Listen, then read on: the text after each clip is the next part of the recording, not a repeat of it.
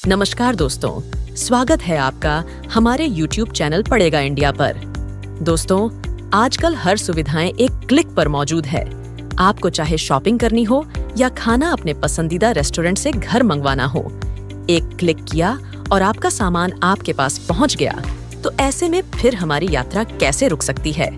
यहाँ यात्रा का मतलब लंबी सफर से नहीं, बल्कि हमारे अपने ही शहर की लोकल यात्रा से है, जिसमें उदाहरण के लिए आप घर से दफ्तर और दफ्तर से घर की यात्रा को मान लीजिए।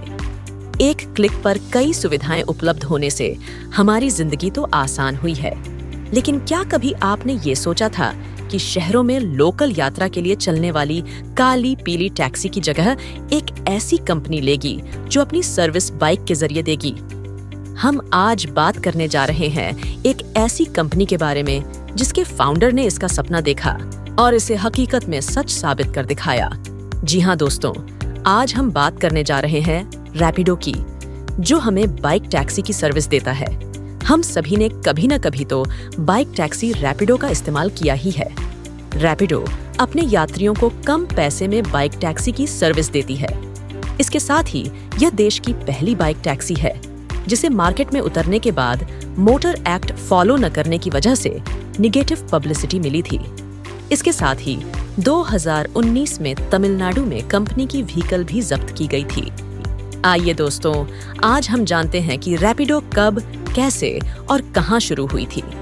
ये बात साल 2015 की है। बेंगलुरु में पवन गुंटुपल्ली, अरविंद संका और SR ऋषिकेश ने इस कंपनी की शुरुआत की। रैपिडो कंपनी शुरू करने का आइडिया पवन गुंटुपल्ली का था। पवन का जन्म तेलंगाना में हुआ था। वहीं उनके पिता किसान थे और इसके साथ ही वो बिजनेस भी करते थे। पवन के पिता अक्सर उन्हें कहते थे कि बेटा, सिर्फ दूसरों की भलाई के लिए काम करना सक्सेस मिलेगी। पवन ने इसी से इंस्पायर होकर अपना आगे का सफर तय किया।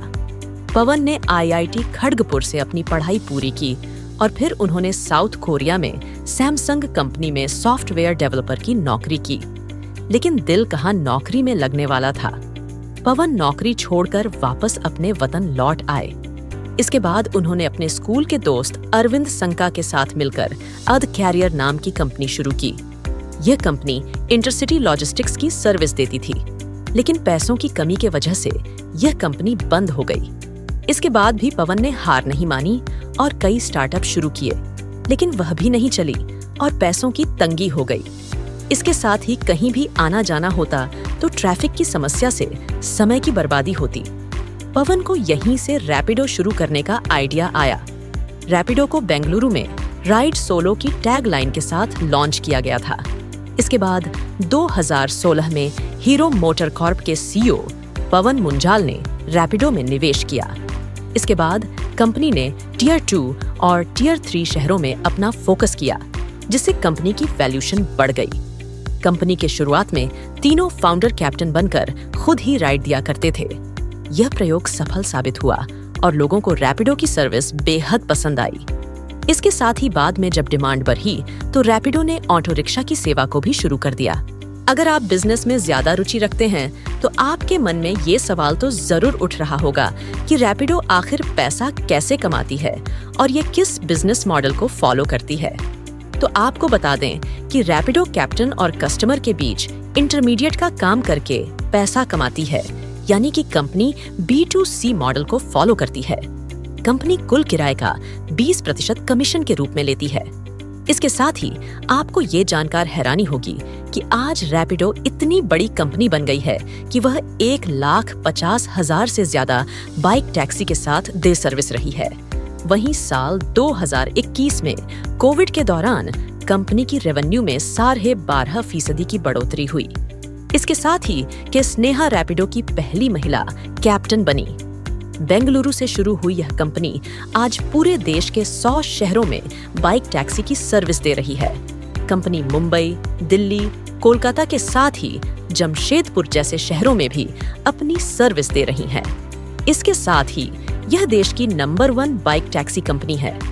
आप यह जानकर चौंक जाएंगे कि आज रैपिडो इतनी बड़ी कंपनी तो बन गई है, लेकिन उसे कई चैलेंजेस का सामना भी किया था। इसके बाद आज कंपनी ने खुद को उस मुकाम पर पहुंचा लिया है। जहां पहुंचना हर एक स्टार्टअप का सपना होता है। आज रैपिडो 6,900 करोड़ की कंपनी बन गई है। इसके साथ ही हाल ही में कंपनी ने वेस्टब्रिज कैपिटल से 1,000 करोड़ का निवेश भी हासिल किया और यूनिकॉर्न की लिस्ट में भी शामिल हो गई। बता दें कि दिल्ली और महाराष्ट्र में तो एक समय रैपिडो को बैन तक कर दिया गया था। चलिए आपको रैपिडो के फाउंडर पवन गुंटुपल्ली के बारे में कुछ इंटरेस्टिंग बात बताते हैं। पवन बड़े ही डाउन टू अर्थ आदमी है। ऐसा इसीलिए क्योंकि पवन कंपनी की बेहतर सर्विस और ग्रोथ के लिए रोजाना खुद 2 से 3 राइड बुक करते हैं।